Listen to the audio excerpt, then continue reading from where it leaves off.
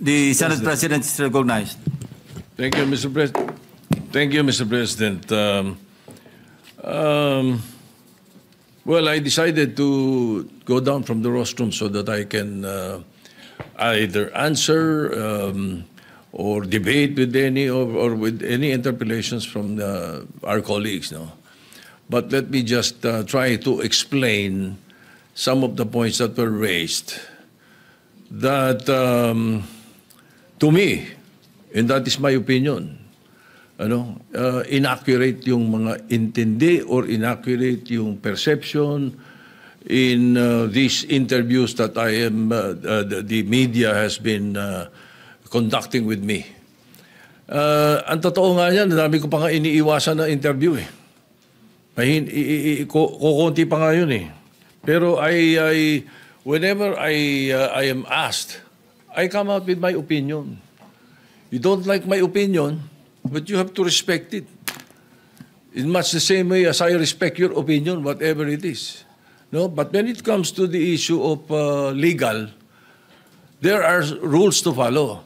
So let me start with what the minority leader said as far as the Blue Ribbon Committee is concerned and the order. Malinaw sa rules natin eh.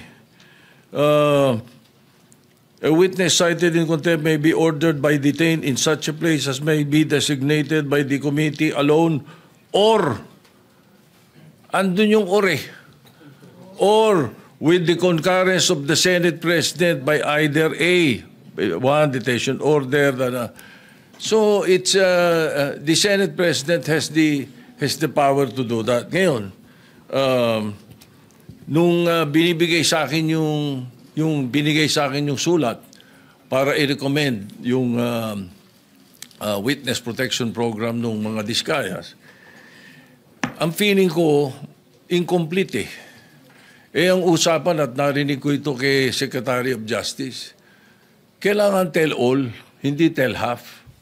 Di ba? Ang mga binabanggit, 2022 to 2025 eh. Sila number one contractor, 2016 to 2022 eh. Ba't wala doon ang kwento? Di ba? So, you cannot blame me if I do not want to immediately do that. No? And then I know for a fact, as I said in the media, I know that there is a possibility that we will change the leadership the following day. All right. Now, let me continue with some of the opinions that were aired. Well, of course, yung nabanggit kanina ni Senator De La Rosa, pasensya na, baka nabigla ako at nagamit ko yung salitang gimmick, Pero it could had been a wrong word that I should not have used, Pwede kasing opinion yun, sapagkat yung public ang madalas kong marinig na sinagsasabi nun eh. Now,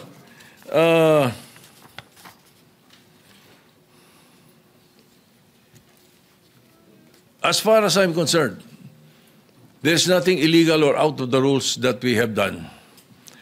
My opinion, as aired, kung hindi nyo nagustuhan, pagpasensya nyo ako. Kung hindi nyo nagustuhan yung mga sinabi ko, na opinion ko. Pero I never mentioned names. When I said, baka na-edit, tama yung sinabi ni Senator Pangilinan. Iba yung thinking eh. Bakit iisipin nyo kagad na pinapa-edit ko yung affidavit?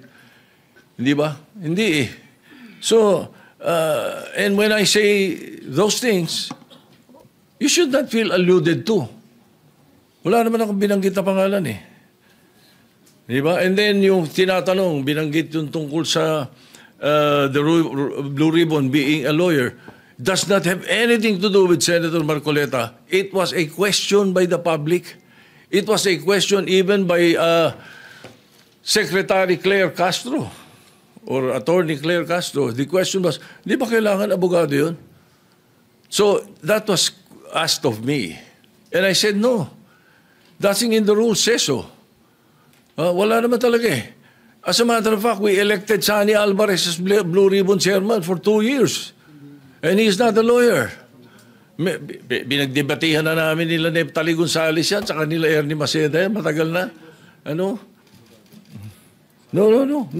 He's never a lawyer. Sonny Alvarez was not a lawyer. Oh, we even debated about it. No, I am very sure, 100%. Oh. Anyway, so again, no, wala akong binabanggit na gano'n. You should not feel alluded to when I say na ang mga... Kasi, at tinatanong nila, hindi naman daw abogado, Senator Lacson. Magaling na investigador eh. Di ba? Talo niya ng karaniwang abogado. Hindi ko sinabi, si Senator Marcoleta, abogado na yun o sino pang abogado. I never mentioned any name. I was saying, napakadaming abogado sa Pilipinas, libo-libo. So a lawyer who was not well-versed in investigation, mas gusto ko na yung investigador. That was my point. Ano ba? Why will you feel alluded to, Mr. President, if I did not mention your name? Di ba? Now,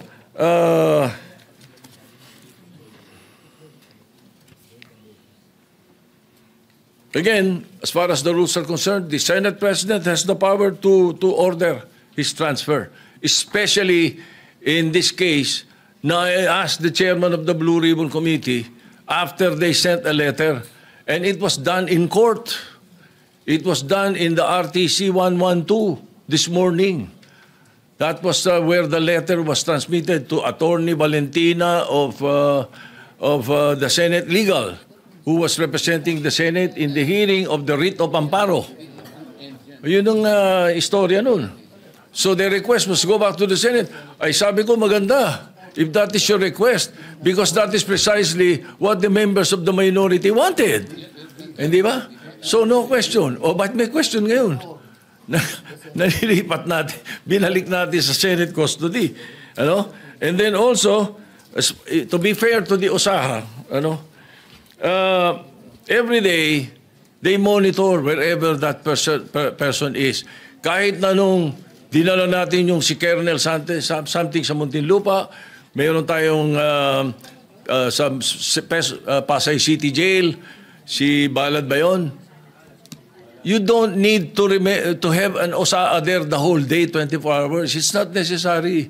The important thing is it's under the custody of a legal custody. Yun ang importante ron. So hindi kailangan nakabantay OSAA doon. Now, if you want to change the rules, then you propose some amendment to the rules na gusto niyo OSAA nakabantay kahit saan natin ilagay. Alright? Now,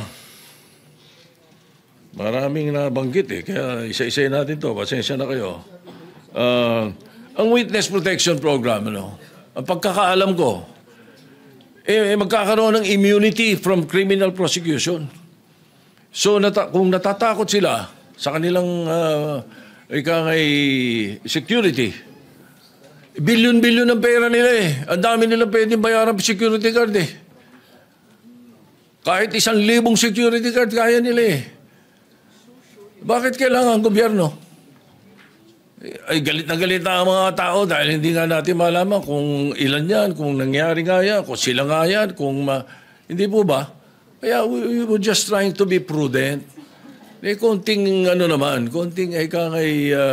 konting hinay. Huwag yung sasabihin natin. Kaya sabi ko, ba't tayo nagmamadali?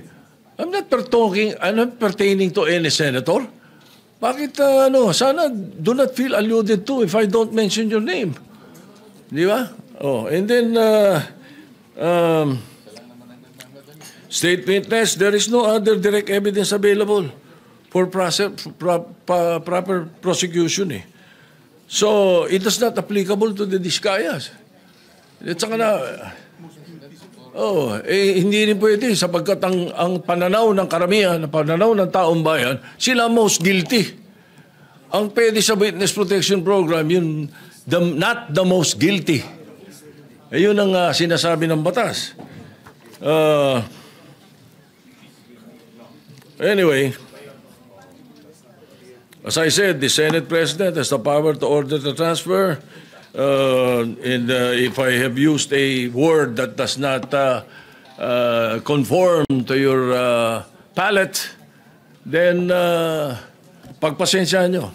Pag ganun, pagkat karamihan ng binanggit ko, opinion ko. Kung ako ini-interview ng media, I always, as far as I'm concerned, tell the truth.